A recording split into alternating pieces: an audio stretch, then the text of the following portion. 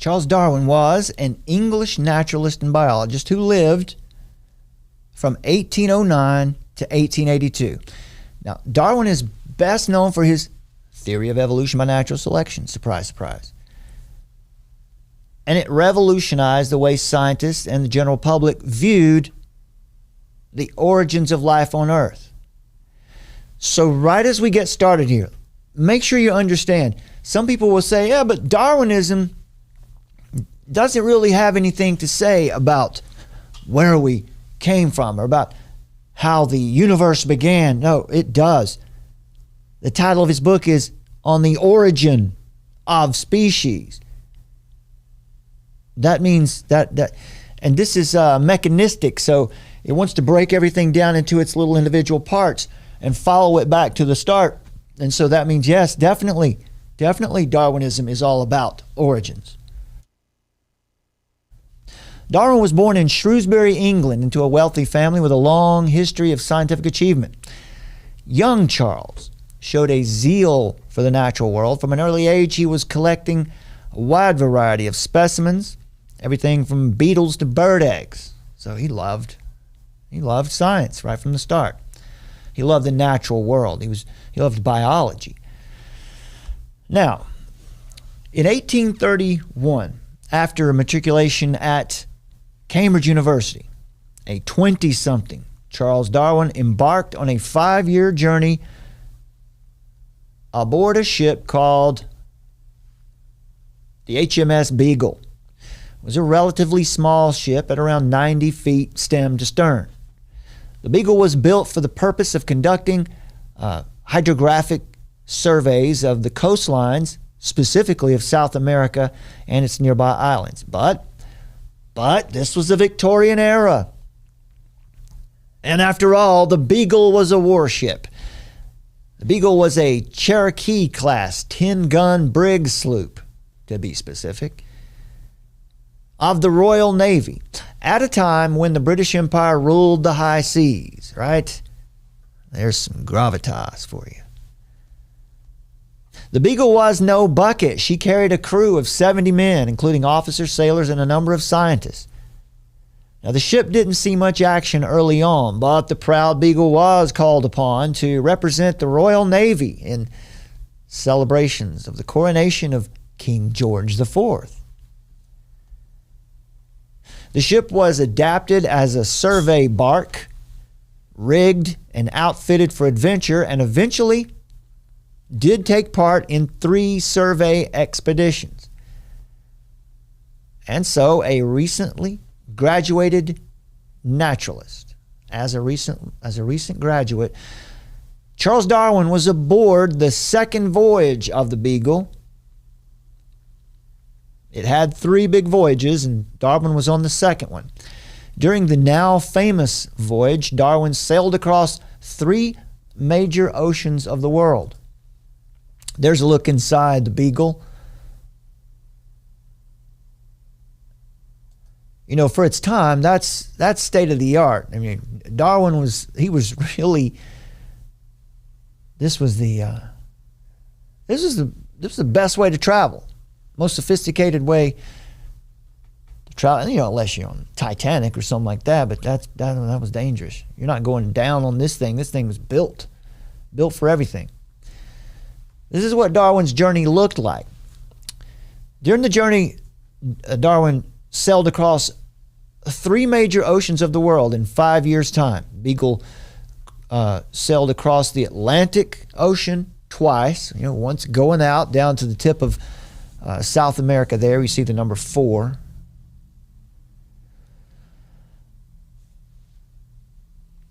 And then a second crossing back to England from Australia. You see they come down and go around the tip of South America. Go out to number 11, that's Tahiti, right? And I guess if you're dealing with a flat earth model, I don't know how Darwin got from 11 to 12. It's a mystery, right? Well, anyway, somehow or another, by magic or some other way, he ends up over here, you know, at number 12 there. New Zealand.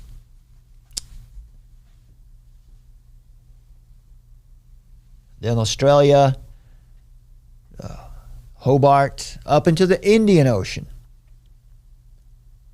and down to it's interesting because as far as Africa, on Darwin's journey, he didn't see a lot of Africa.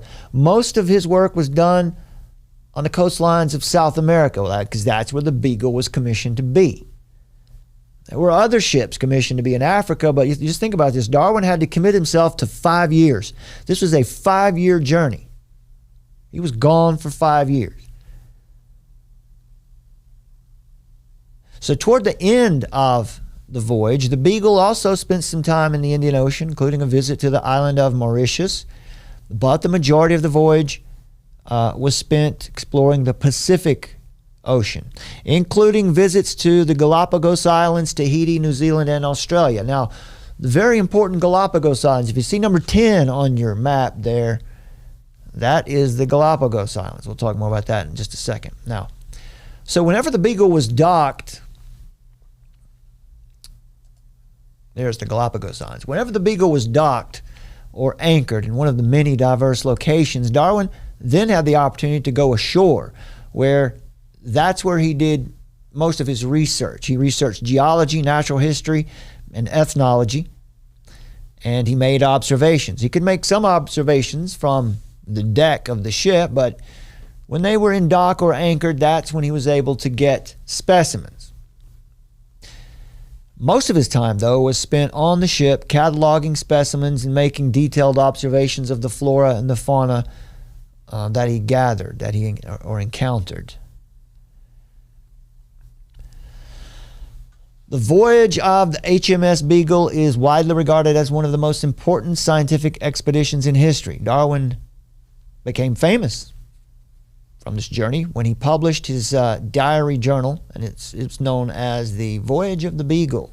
And it was his journal, and it contained the findings within that played a pivotal role in the formation of his theories.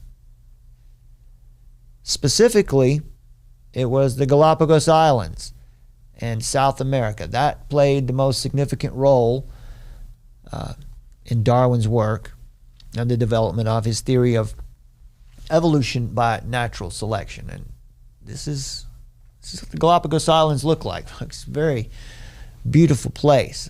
The Galapagos Islands are about 1,000 kilometers off the northwest coast of the South American continent.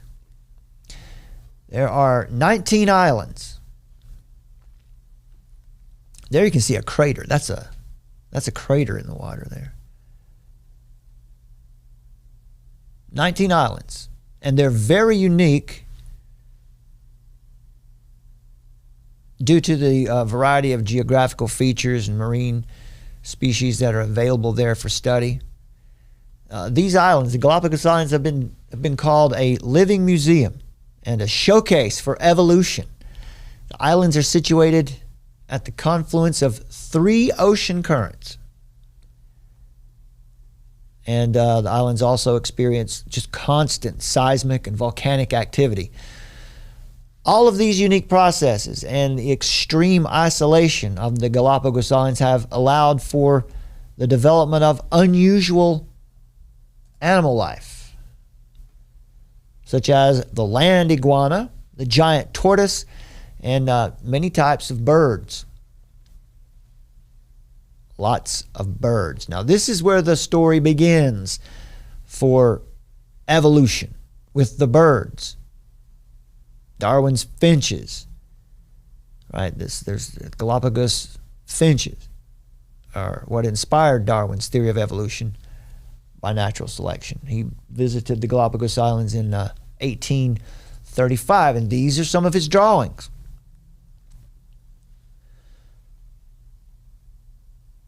This voyage was considered to be one of the most important expeditions of the 19th century. As for the Beagle, let's not forget about the Beagle. Let's visit one more time. As for the old venerable Beagle, well, she was eventually decommissioned and broken up for scrap in 1870. But hey, that was a pretty good career, right? She was known for Charles Darwin. Darwin, on the other hand, was just getting started. From this voyage, Darwin wrote his seminal work titled On the Origin of Species, which was published in 1859. In it, he proposed that species evolve over time through a process of natural selection. What that means is organisms that are better adapted to their environment are more likely to survive and reproduce. Nothing too crazy about that, right? That's what you would call microevolution, right? We definitely see adaptation and changes, right? Polar bears with their white fur, is that an adaptation so that they can blend in with the snow or reflect sunlight? You know, you can guess at that if you like. But that's what the theory says. Animals that live in colder environments have thicker fur, perhaps, perhaps. But that isn't where it stops, right? We've got this idea called macroevolution, or all the way, big, full on, all the way, in other words, the earth and the origin of the earth. Now, evolution by natural selection, or evolutionary naturalism, was a controversial theory right from the start because it challenged religious and scientific beliefs about the origins of life. In fact, Darwin's theory says, here's the truth, right? It made claims about the origins of life. It challenged religious beliefs, scientific beliefs, and challenged beliefs about the origins of life. But here's the truth. Darwin's theory says nothing at all about the origin of life because it cannot. It cannot say anything about the origin of life. The origin of life, that is a metaphysical concept. The best that Darwin's theory can ever give us regarding origins is the inspiration of far too many overzealous, scientistic, atheistic materialists is to assert that life has sprung up from non-life. Right? Abiogenesis, that the first life forms woke up. They came to life from inorganic matter, which is the same as saying that life sprang forth from a rock. Worse yet, and I don't blame Darwin for this. I don't think he ever set out to be the prophet of a new religion, but Darwinism has even inspired the most imaginative of religious atheists to make the completely asinine metaphysical claim that the universe created itself.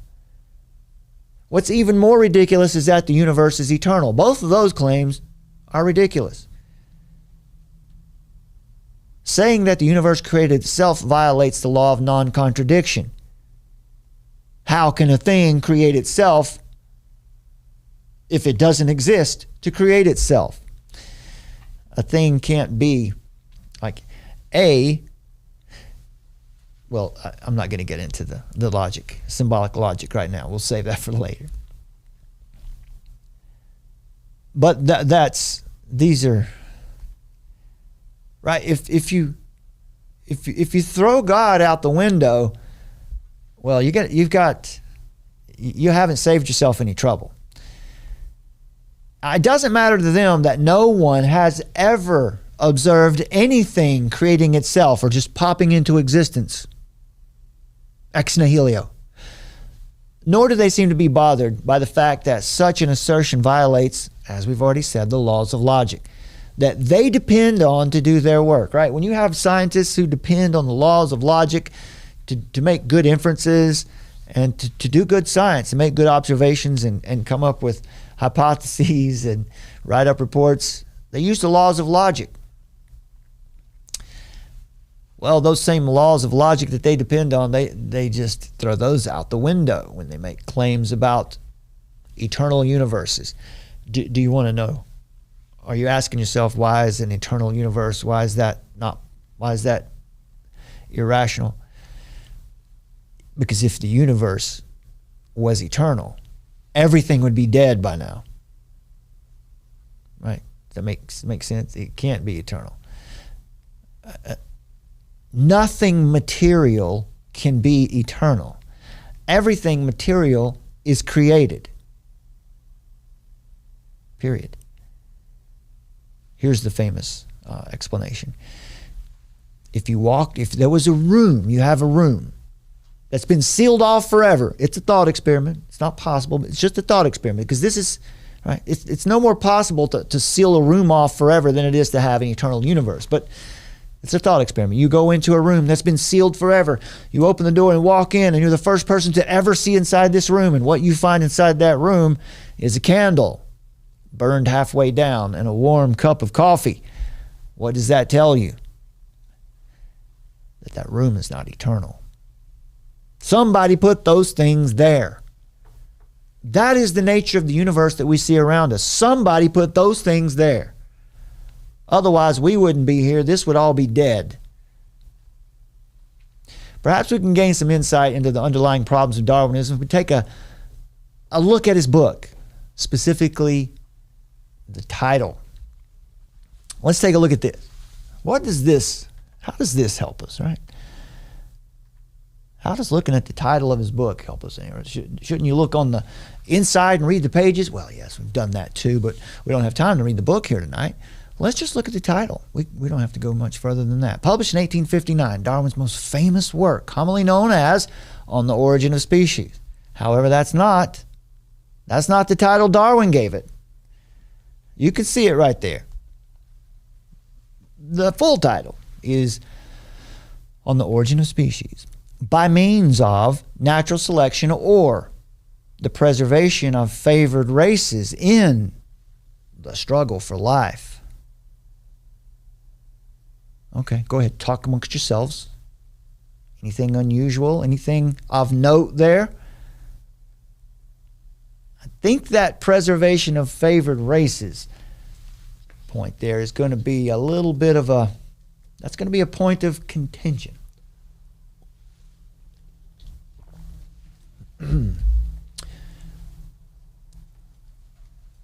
So right off the bat, Darwin's theory, Darwinianism, remember from the article? Right, this is the thing that if we don't have it, we can't even understand who we are. It's fundamental to our understanding of the world. Okay. Well, the book presents Darwin's theory of evolution by natural selection and provided a wealth of evidence and arguments in support of his revolutionary idea. And the book was hugely influential in the scientific community and beyond. And its impact on our understanding of the natural world and our place in it continues to be felt to this day. And it has certainly been felt. By whom? Preservation of favored races. Okay, well maybe that sounds a little racist. Right? How many people promoting this transgender ideology out there, calling other people racist, and their whole worldview is founded right here. Right here. It's just harmless, right? It's just harmless. It's no big deal. It's just a book, right? Atheists and materialists, they're not hurting anybody, are they? This, my friends, is where our current troubles, technocracy, scientific dictatorship, this is where it originates. What Darwin does, or what Darwinianism does, is it lays the foundation for scientific control of the masses. How? I'll explain that shortly. But suffice it to say that the theory of evolution by natural selection, as it comes on the heels of the Enlightenment, where science and religion were parted in the name of reason, with Hegel's dialectic more popular than ever. So Hegel is in the air. It's a perfect storm of scientific progress and godless humanism. And it was all gathering on the horizon. And this storm was ready to hit in the 20th century. But in short, Hegel's dialectic is a philosophical method that involves the synthesis of opposing viewpoints or ideas, and it is essential to Darwinianism. So this idea of the dialectic, a thesis, exists, an idea, a way of life. And it is challenged by an antithesis or an antithesis. Another idea comes along to challenge it, and the two opposing ideas or forces push against one another, creating friction, each wearing the other down until one dominates or the two converge in a reconciliation. A new force, a new idea, a new way of life, or a synthesis that reconciles the two opposing ideas or forces. Now, Hegel was trying to explain the historical development of ideas and institutions, as well as the progress of human thought over time. How, for example, Hegel, if you apply Hegel to philosophy, you have one guy, I don't know, was it Thales, whoever who thought everything was water. So he's got his idea, and then another guy comes along and says, no, it's not all water, it's this. Another guy comes along and says, no, that's not right, it's this. And so we have a thesis, we have a main idea, a prevailing attitude. Someone comes along and they friction it out, and there's a new idea that comes out of that. However, that's what Hegel was getting at. But of course, man and his mighty mind and his desire to be as God, his desire to create a human utopia, to immanentize the eschaton, to bring heaven to earth on his own terms. Now, add Hegel, add the dialectic to Darwin's theory of evolution by natural selection, or the preservation of favored races in the struggle for life. Add that, and the perfect conditions were established for these theories to combine in an unholy death march. And that's what you saw in the 20th century. Right? That storm that was brewing was Karl Marx. Karl Marx, with the financial assistance, of course, of Friedrich Engels, German philosophers, both of them, social and political theorists, who are best known for their influential ideas on communism and socialism, specifically on private property and the state, the ideas of class struggle. They also wrote heavily on the origins of the family, right? This you got to get rid of. It's all about the state. The state is the God. And of course, Marx and Engels wrote heavily about the need for a revolutionary transformation of society in order to achieve that utopia. Now you have the perfect conditions for worldwide revolutionary movements that would make the French Reign of Terror from 1793 and 1794, with its mass executions of the clergy and all political dissidents and anyone who was perceived to be the enemy of the revolution. The 20th century makes the French Reign of Terror look like a garden party. And that is where we sit today, my friends. Our world has embraced Darwinism, and it has infected everything. Now, some might call it, but no, it's neo-Darwinism now, Brad. Don't you understand? We've applied it to all these other... Okay, Neo-Darwinism incorporates genetic inheritance. What Darwin didn't know about genetics that is known now is applied to his theory, and it's called Neo-Darwinism. It's no better. Neo-Darwinism considers genetic inheritance and genetic drift into the understanding of evolution. But the foundations of rebellion are still there. They're present.